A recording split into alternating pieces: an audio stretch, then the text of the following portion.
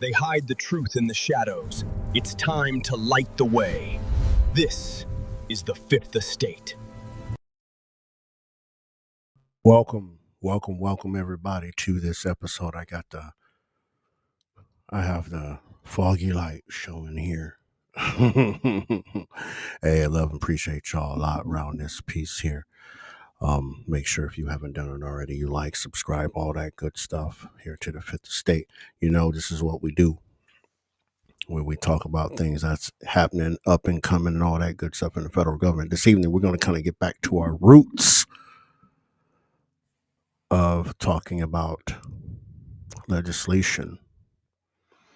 We won't be here too long, but there's four pieces you guys really need to know about. I only listed two, but the fourth one I find to be quite interesting. We're going to hit that one first. So again, everybody that's been A1 from day one, I appreciate y'all for being here. Those of y'all that are brand new, I appreciate y'all too. And those of you that are going to watch this later, I appreciate y'all too. I don't know why that. Oh, I know why that's on my screen over there, because it's doing things it's not supposed to be doing. Kind of throwing the whole vibe off, right? So, with that being said, let's get into this. Again, government still shut down. I'm not going to talk about that ad nauseum at all, right? But what I do want to bring up, because the pesky Democrats, they can't help themselves. They can't help themselves. What you're seeing on the screen right now, ladies and gentlemen, is House Resolution 353. And then this bill is brought forward by Mr. Mfume, Mr. Nadler, Miss Kelly of Illinois, and Mr. Tandar, right? Yes, you read it right. Another resolution to impeach Donald Trump. Yep, that's what you're looking at right now. That's exactly what you're looking at. We know it's not going to go anywhere, but it's quite interesting what they are claiming in this, right? Now in this resolution, right?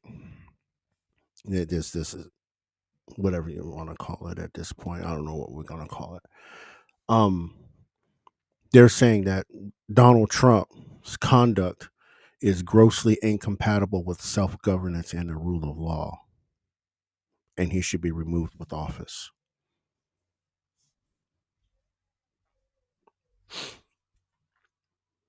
Yeah. Yeah, you heard what it said. You see what it is. This is just crazy. And the thing is, this is 29 pages long, starting off with the Article 1 of this impeachment: obstruction of justice, violation of due process, and a breach of the duty to faithfully execute laws. Wow.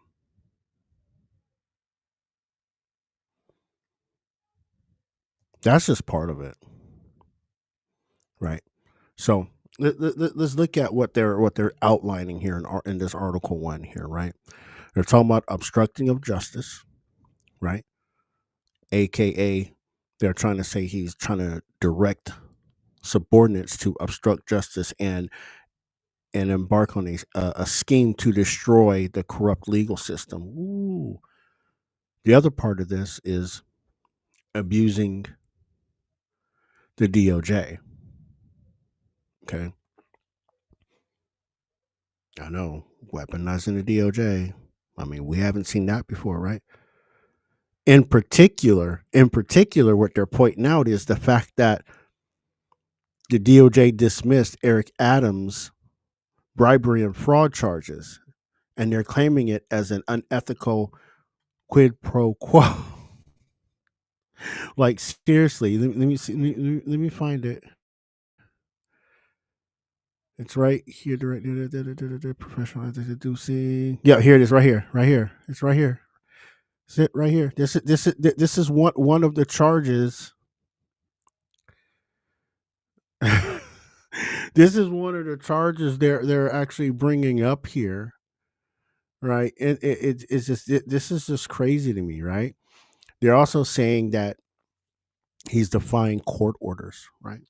And he's directing, specifically in the resolution here, he's directing and permitting the evasion and defiance of binding court orders, removing, including the removal of persons to El Salvador despite court orders and committing acts of criminal contempt.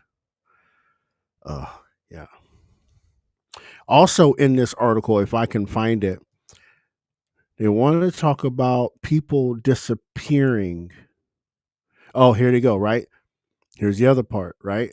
The January 6th thing,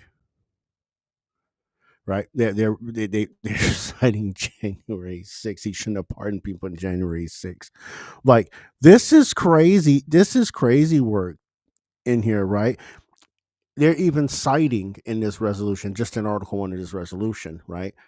For conducting enforced disappearances of persons without due process and without disclosing their fate and location. They're trying to talk about Abrego Garcia, right? That's the sly move they're trying to do, but no, absolutely not. And they're also citing here violation of laws by terminating inspector generals and members of the Merit Systems Protection Board in violation of statutory process and unlawful transmitting sensitive personal information. We don't know where that comes from, or all that bullshit, right? I mean, this is mind-boggling. This is just mind-boggling, right? See, it's Kelmar Abrego Garcia, right? I told you, it's in here, and mind you, guys, this is. I'm actually like kind of reading through it. I kind of did a skim analysis on this, so you're catching my version of this. There's the Merit Protection Board thing, et cetera, right? And then they say, in all of this, Donald Trump has willfully disregarded federal laws and the Constitution, imperiled a co-equal branch of government, and threatened the integrity of the democratic system. No. He thereby betrayed his trust as president, abused the powers of the presidency, acted in a manner grossly incompatible with self-governance and the rule of law, and has committed the high crimes and misdemeanors of obstruction of justice and affecting a wide range scheme to destroy and corrupt the legal system and the powers of the courts under Article 3 of the Constitution. Like, can't make this up. Article 2, they're calling this the usurpation of the appropriations power, right? And you can see what it says. I'm not going to repeat it back to you, whatever.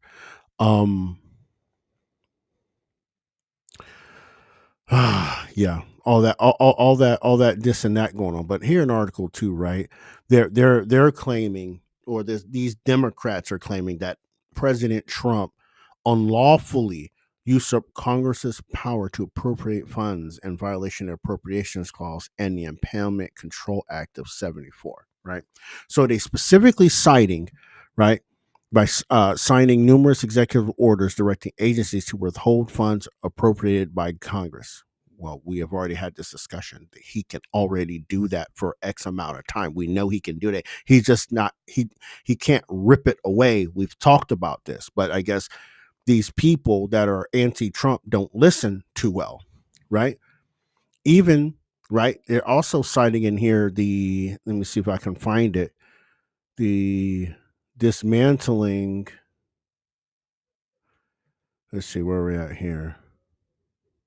Here it is right here, right? Here we're talking about the dismantling the Department of Education, right? And I think that was executive order. I think I have it here. Where's my notes at?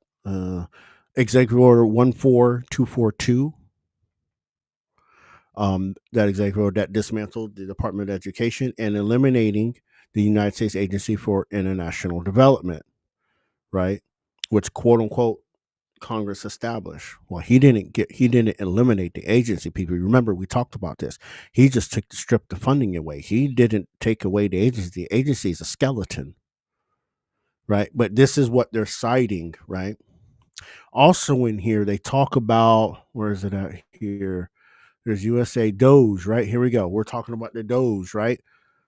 The whole Doge bit. Maybe I might need to pull that back a little bit so it's a little bit.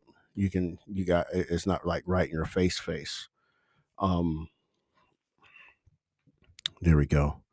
All right. So what, right in this part they talked about he created Doge, right, to impose payment holds and impound appropriated funds from dozens of federal agencies like the NIH and the Department of Veteran Affairs, right? But please remember, right? Clinton had the same type of agency, and so did Obama, and he did they both did the same exact thing. So why, again, we know why it's a problem, but I just want to bring it to y'all's attention. So we get down here, Article 3 of this impeachment article, the abuse of trade powers and international aggression, right? And we know what the Constitution says about the whole thing, but I find something very interesting, right? Okay. And I want you to watch what's happening, right? You're saying he's using the powers of the high office, abused trade powers, right? He abused trade powers by imposing unjustifiable and unreasonable tariffs on foreign nations, causing a sharp decline in the United States economy and the economies of the countries around the world, and declaring the false existence of a national security emergency to justify his actions. Right. I'm gonna show you something later that's gonna blow your mind. But we've seen this, we've read this, this whole thing, right? I mean, even you see they cited in this impeachment resolution about the Liberation Day scheme, right? All that. The other part, right? In there, we talk about the threats of invasion from foreign nations, right? That's what they're saying. They're saying that Trump is trying to invade Greenland, right? You remember that, right? The whole Greenland thing. They're going to invade Greenland and take over a sovereign country, or the annexation right here. Look, here it is right here's the other part, right? The annexation of a sovereign country of the sovereign country of Canada. And we know that's not right. They only talked about Alberta, right? So this is the stuff, like, you know what I mean? Like, how stupid do you have to be to actually throw this in the text to say, oh, yeah, just because he opened his mouth about this, oh, now we got to impeach him for it? Man, it's freaking stupid. Right? Even to the point, right? Now, we talked about the Greenland part, right? And the quote unquote unlawful military action within Mexico against drug cartels. The annexation of the Panama Canal and the Gaza Strip. We're going to impeach him over saying these things. Like, these people, I'm telling you, these people are insufferable. Article 4, violation of First Amendment rights. Isn't this fucking rich? Isn't this rich? Isn't this rich? You're going to talk about the violation of First Amendment rights. And this whole resolution, the whole Article 3 was about his First Amendment. You can't make this shit up. You can't make this shit up. You can't. You can't.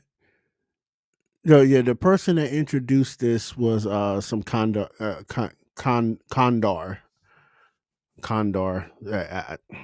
a couple other people. But I just, this is as rich and comical as can be, right? So we go down here, right? Constitution provide. We know the Constitution. I've recited it to y'all almost front and back, literally. Right. Um, they're trying to say. Let's see where we're at here. So he said, by his orders, two subordinates retaliated against law firms and attorneys who have advised or represented or been associated with those who advise or represent litigants who displease him in violation of the Constitution's prohibition on retaliation against individuals for engaging in First Amendment activity. I mean, they're even furthermore in there. This person is trying to claim that not only banning attorneys from federal buildings, but down to, you remember, he revoked the security clearance of a couple of firms. Y'all remember that? I mean, he's within his legal authority to do that, right? And threatening to cancel federal contracts, right, for firms representing, those litigants who displease him. We've seen that whole debacle, right? We've seen how that went down, right? This is just one of the things. Weaponizing the DOJ is another one, right? Right? They're claiming, right? If we look here, he's engaged, right? Where is it at? Right here. Yep. They're literally saying that he has engaged, right? Air quotes. See my air quotes, right? He's engaged in a pattern of unconstitutional retaliation against critics and political opponents by, using the DOJ for random investigations and harassment. And one notable one was what was his name? The Bolton guy. Yeah, that the Bolton, whatever his name was. You know what I'm talking about. The neocon that was his national security advisor, right? Yeah, that guy. They're trying to cite that guy that lied. But anyway, I digress on that. You get the point, right? And then they also said they're also bringing in the way he spoke to people. Where's it at here?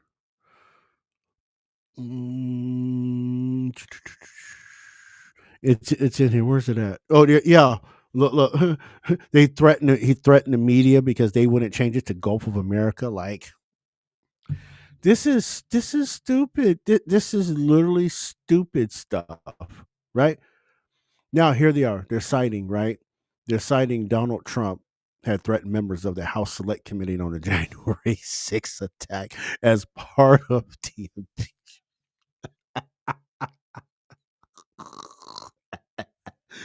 wow. This is crazy.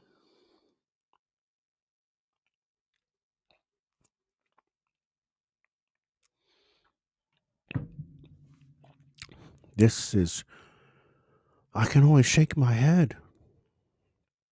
I can only shake my head. Even to the point there, they even threw in there too. You can see it in there, right, where they talk about voiding the pardons, which he can't do. He can't void the pardons, unfortunately. That's one of those things that must go through. But anyway, and then they try to say, oh, right, he was trying to outlaw dissent. Where's it at in here? Yeah. He will not rest until his political enemies are eliminated, right?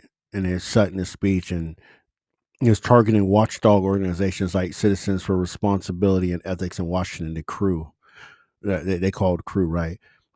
Yeah. Here's the crazy thing about that, guys. These people attacked Tom Fitton, the guy that's the founder of Judicial Watch, the same exact way, and nobody. But y'all get it. I don't have to explain this yet. Y'all grown folk. I don't have to explain this to any one of you. It this is diabolical, and we're not done. We're only on page 19, 20, right? Oh, here's a good one. Right. Article 5, the creation of unlawful office. Oh, this one gets my goat. This one is specific to Doge, right? He unlawfully created Doge. We talked about this. We talked about that at the top. I'm not going to go over it. It's in the resolution. So we're gonna move on. We talked about that. That's old news now. Article 6, bribery and corruption. This is a good one. This is pretty fucking rich too, right? This is pretty rich, right? Because they are claiming in this particular article of this impeachment resolution that there's a pattern of corruption for personal profit and soliciting and accepting bribes, right? The one thing they cite in here is the personal profiteering. If I can, that might be too big. If it is, let me know. Let's see. To say Donald Trump has engaged in a pattern of unlawful corruption for personal profit of himself and his associates and soliciting bribes, blah blah blah blah blah blah. Yeah, we know the spiel, right? They're claiming that Donald Trump and his associates are engaging in a fraudulent pump and dump, or a, as you'll see in the rest of that, rug pull schemes for cryptocurrency tokens he created. Like, I'm sitting here like, how do you? It makes my brain hurt. It makes my brain hurt. That okay, whatever. Probably makes your brain hurt too. I'm sorry, y'all. Y'all got to go through the same way I got to go through this, right? They're also claiming extortion, right? Leverage, and specifically leveraging the threat of a hostile government. Right, here we go. Where is it?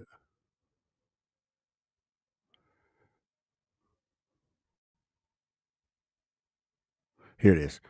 Donald Trump's by such conduct has demonstrated he is unfit, blah blah blah blah. Yeah, we've seen that part. Oh, here it is. Donald Trump in these ways and others solicited payments from foreign governments for corrupt purposes in a flagrant violation of the Constitution's prohibition on foreign emoluments. Like, I swear, they make up shit by the minute, y'all. They make up shit by the minute, and it's completely diabolical. It is completely diabolical. And then they have the audacity. Look at this. Y'all got to see this. They have the audacity. Tyranny. Tyranny. Right? Here they go, right? Donald Trump has abused the powers of the presidency in a manner offensive to and subversive to the Constitution, in that he has, by his actions and statements, sought to establish himself as tyrant, dictator, and autocrat over the people of the United States. See, this is where you fucked up, Democrats. This is where you fucked up, because the federal government is not supposed to be over the people of the United States.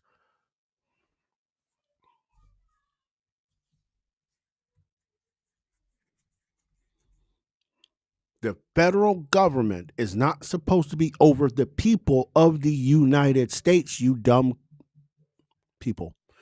Also in this, they're claiming absolute power, claiming himself to have arbitrary power and the ability to suspend laws at a whim. Well, guess what, Congress? You gave him the power.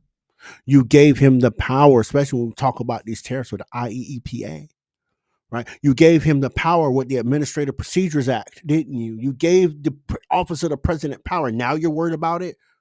Now you're worried about that power that sits in the office of the president that y'all gave away and won't take back? They're even citing in this Title VII of tyranny, they're citing, denying and the violations of the rights of free speech and assembly and petition and due process of law. I'm tired of hearing due process. I guarantee you none of these people that are talking about due process even understand the three types of due process and which ones applies to Article 2 of the Constitution of the United States. Like, this is just a stupid argument that we keep hearing, and I guarantee you go on social media, you start hearing these people repeating these points because and they don't know shit. They just want to feel good and be in the in crowd, right? This next point they have within that is intimidation of Congress and the states. Well, he technically can't do that because the president doesn't deal with states. Congress deals with states. The courts deal with states. The president does not deal with states directly. Y'all see how frustrating this is for me?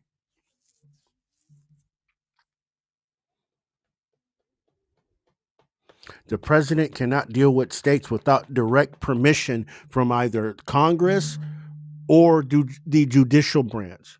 They can't. And then the threat, he's repeatedly threatening that he intends to violate the 22nd Amendment to try to get an additional presidential term. I swear, these people,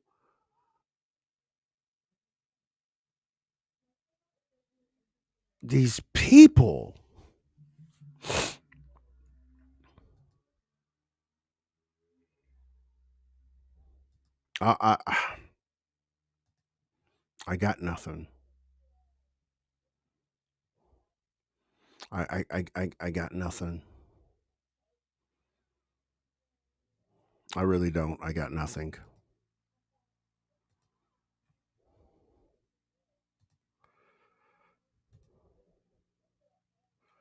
It's a disgusting read of our Constitution.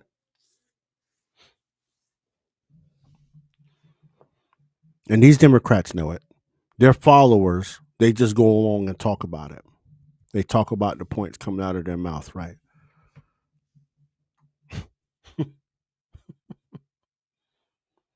Anyway, hey, if y'all enjoying this, make sure you're hitting the like, subscribe, sharing it, all that good stuff. Make sure you're doing that because we're going through the things. We got a little bit of time left. I do want to hit one more thing real quick. I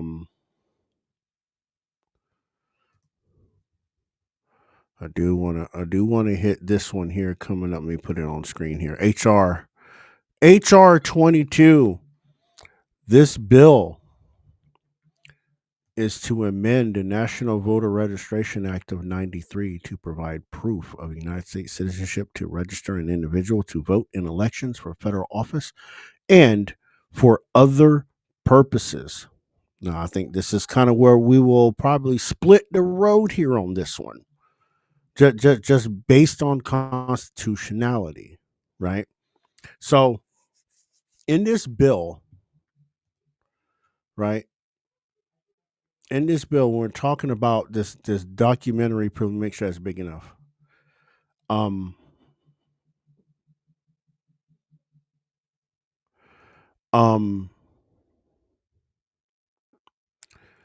proof requirement that they're asking for, or the documentation, right? And in here, it defines the proof as having a real ID, compliant ID, indicating citizenship, or a passport, or a government issue photo ID combined with a birth certificate or naturalization certificate, right? Within this, the new state process in this, let me pull it back up. Right, we got the real ID, all that good stuff. Let me get to the next part. There we go. So we're not going to do that. Applicants, da da da da da da. I had it highlighted, but when I switch, when I switch, it took the highlights off. It makes me mad when it does that.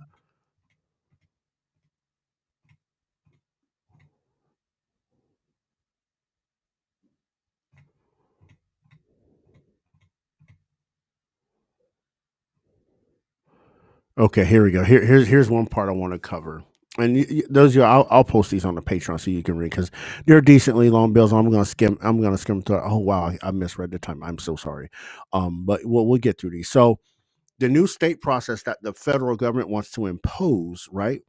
It would require the states to establish a process for applicants without documentary proof, right, to submit other evidence, as you see, like an affidavit or a signed attestation, right, under the penalty of perjury, right, and then an elected election official must then make a determination and sign a uniform affidavit developed by the EAC, right? This bill also mandates the states to take affirmative steps on an ongoing basis to ensure that only United States citizens are registered, including the use of federal databases like DHS's SAVE system, right?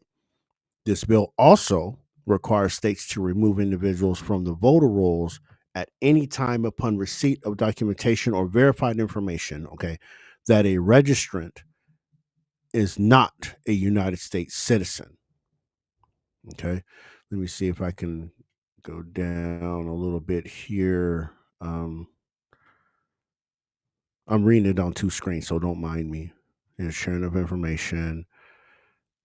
Okay, now we talked about that part. Okay, so with that, the new penalties, right, and enforcement that comes under this HR 22, right? They create a whole new federal statute. I don't know how big I am with again, right? What I've always told y'all, right? When governments create statutes, they're creating commerce, right? There's other laws on the books they could prosecute under, not create a new criminal offense for election officials, right? Who registers an applicant who fails to present proof of citizenship, right? And it also expands the private right of action under the National Voter Registration Act to allow lawsuits against officials who register an applicant lacking documentary proof. People, we talked about this before, right? The federal government is now creating a way, right, for private persons to sue public entities, which they can, but in this context, it's wrong, right? And I'll explain why. The elections, right, are ran by the states, right? Elections are ran by the states, but they still belong to the people. What this law is going to create is a way for a private citizen, right? I want y'all to understand the gravity of this, right? A private citizen to sue an election official, not the state, but another official that is sponsored by the state to run the election. That's a problem. That's a huge problem. The state should be, in this case, the one sued because they're the one running the election. The election official, right, is just the collateral damage. They'll be removed or whatever. But the criminal charges, no, I disagree with that 100% because this is a state-ran operation on behalf of the people of the state. Those are the people's elections, not the state's elections. Now, if it was the state's elections, I could see a private citizen suing an election official. But it's not. It's the people's election, and you're going to allow the people to sue a representative of the state individually, right? No, that's a no. That's a no go. That's a no go because I'm gonna tell you straight up. Oh, the other piece, I forgot to mention the other piece of that bill too, right? This bill also requires, right, federal departments and agencies to provide state election officials with information to verify citizenship within 24 hours of a request with no fee. And if any of you have dealt with NICS, you know nothing is fast when you're dealing with that. But anyway, I digress. But see, here's again, right? And I'm gonna close out. This is my counter argument to that one, right? It's unnecessary bureaucracy, right? I literally want to keep it a whole ass buck with you, as the cool kids like to say, right? It's unnecessary bureaucracy, right? It creates a massively costly and complex new layer of state and federal administration where a sworn oath already exists. Because if you're, I want people to think about that a second, right? It also requires new technology, procedures, retraining of election officials or workers, right? And that in itself can be financially and structurally burdensome, right?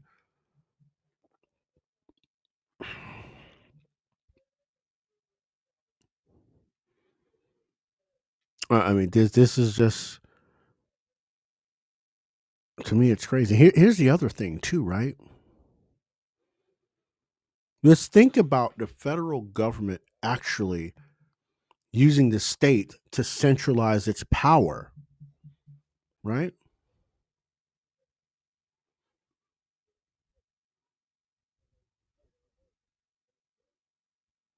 I want you to think about this, right? It transfers and centralizes authority over election procedures at the federal level, right? In an area that has always been traditionally left to the states, right? I mean, time, manner, and places clause in the Constitution, right? I think people seem to forget that, right? And then let's don't talk about the other thing that's exposed here and outside of the election, right? Is the surveillance and the sharing of your data between federal and state governments, right? I mean,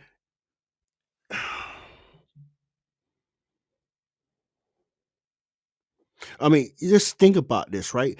The mandatory use of federal and state databases for ongoing monitoring constitutes an unwarranted intergovernmental surveillance system that extends government reach into private data beyond its minimal function, right? I know some of you are like probably got sad faces at me right now, and I get it, but I'm just thinking about how the state itself, right? We're not talking about the state like the state of Florida. We're talking about the government, right? The state, how it's expanding the surveillance state, right?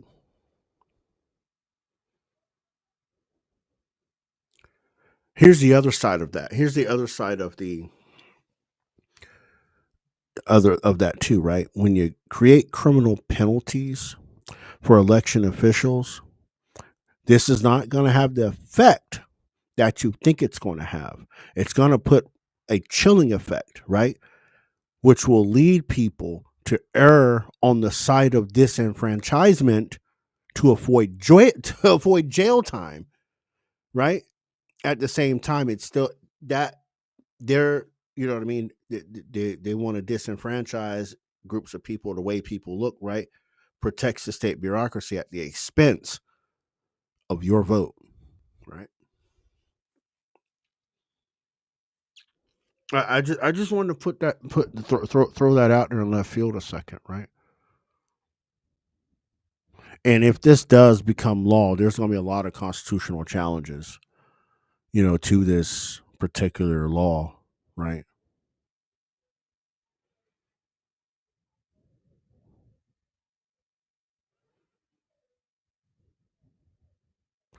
I mean, that's I just personally think that's a very, very, very dangerous bill on itself. Anyway, guys, look, I appreciate you and all that good stuff. Um, make sure, you get to share it out, all that good stuff. People over on Twitch, I see you over there too. People on Facebook watching, thank you. I appreciate my people on Locals watching. I appreciate you. And I see a few of y'all on YouTube. So thank you. Thank you very much for doing all of that for me. Make sure, look, if you haven't subscribed to Torch of Liberty Media Foundation's Rumble page, please do that. And do the things. Make sure you check out our Patreon, patreon.com/TOLMF. Make sure you do that. And make sure you subscribe to all of our shows, from Southern Liberty to Fifth Estate, right, and the Experience Today, and the flagship show, right, Chasing Life, Liberty, and Minarchy, right. Make sure you check the times to catch those live, and subscribe to the audio side of things. There, anywhere you get your podcast. Now, anywhere you get your podcast, we out there. We in the business with you. So, with that being said, I appreciate y'all. I love y'all. And remember, guys, love your neighbors, love your family, but ultimately, in the end, you have to love yourself. Until next time, y'all, peace and love.